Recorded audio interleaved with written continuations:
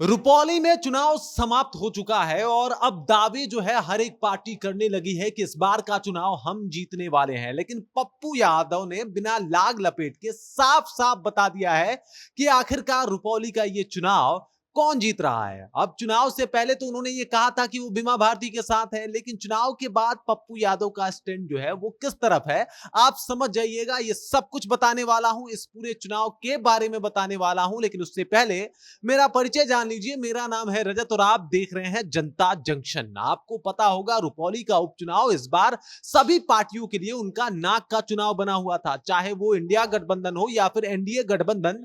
दोनों दल जो है खूब अपना जोर आजमा रहे थे और अपना पूरा पावर लगा रहे थे। तेजस्वी यादव ने जाके रैली किया बीमा भारती के लिए, उधर नीतीश कुमार सम्राट चौधरी के साथ पहुंच गए कलाधर मंडल के लिए और दोनों लोगों ने खूब बढ़ चढ़ के अपनी हिस्सेदारी दिखाई और उन्होंने कोशिश किया कि इस बार उनके कैंडिडेट बाजी मार जाए। अब चूंकि कल वोटिंग हो चुका है, वोटिंग के पश्चात जो है जो एग्जिट पोल के नतीजे आए हैं पहले वो जान लीजिए। एग्जिट पोल बता रहा है कि बीमा भारती जो है वो आउट हो गई हैं और कलाधर मंडल और निर्दलीय प्रत्याशी शंकर सिंह के बीच में ये मुकाबला जो है वो हो रहा है। लेकिन पप्पू यादव का भी एक दावा आया है। अब पप्पू यादव का दावा क्यों मानना चाहिए एग्जिट पोल के साथ साथ, क्योंकि लोकसभा चुनाव 2024 में पप्पू यादव के खिलाफ एक दावा आया था जहां पे ये बताया जा रहा था कि संतोष कुशवाहा वहां से चुनाव जीत रहे हैं जबकि पप्पू यादव वहां से चुनाव हार रहे हैं। लेकिन जब रिजल्ट आया तो उसमें स्पष्ट बहुमत के साथ पप्पू यादव जो है पूर्णिया का चुनाव जीत जाते हैं। और चूंकि पूर्णिया में उनका खासा दबदबा है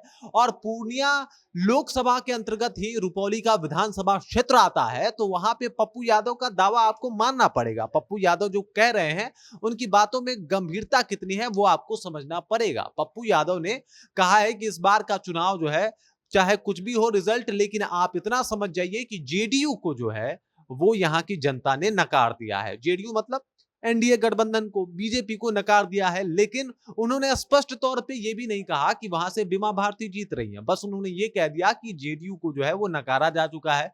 अब बीमा भारती और शंकर सिंह के बीच का मुकाबला जो है वो बरकरार है। अब शंकर सिंह ये ऐसा नाम है जिसके लिए जो पप्पू यादव की मुसीबतें बढ़ा सकता है। पप्पू यादव को लेकर शंकर सिंह के पत्नी ने बड़ा दावा भी किया था कि पप्पू यादव को मुझे मेरा समर्थन जो है वो मिला है, पप्पू यादव का समर्थन मुझे प्राप्त है।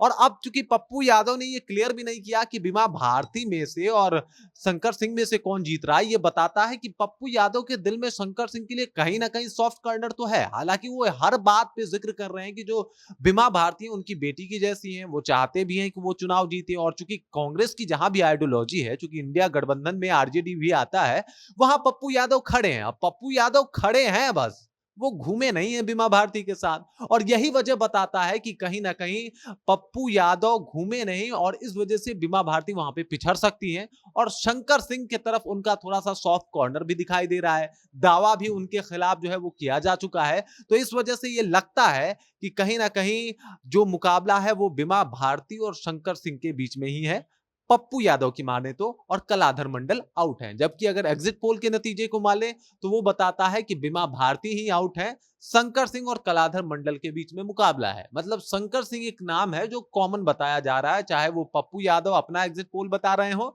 या फिर बाकी जो मीडिया चैनल है वो अपना एग्जिट पोल बता रहे हो। तो उसमें इस तरीके का समीकरण बनता हुआ नजर आ रहा है और ये बता रहा है कि शंकर सिंह जो है हो सकता है इस बार बाजी मार जाए और पप्पू यादव या फिर पप्पू यादव की जो मेहनत रही है वो इस बार थोड़ा काम ना आए, या फिर अगर इंडिया या एनडीए की बात की जाए तो ये दोनों पिछड़ जाए और रुपौली की जनता किसी निर्दलीय को चुन ले। बाकी इस खबर को लेके, इस जानकारी को लेके आप क्या सोचते हैं और आपको क्या लगता है रुपौली का अगला विधायक कौन होगा? क्या रुपौली बीमा भारती के हाथ से चला जाएगा, यानी बीमा भारती के हाथ में कुछ नहीं आने वाला, या फिर कलाधर मंडल के तमाम प्रयासों के बाद भी रुपौली उन्हें नहीं मिलने वाला, या शंकर सिंह जो निर्दलीय प्रत्याशी के रूप में आए हैं उनके हिस्से भी नहीं? मतलब किसके हिस्से जा सकता है? आप कमेंट कीजिए, अपना विचार हम तक पहुंचाइए। बाकी आप देख रहे हैं जनता जंक्शन और मेरा नाम रजत है।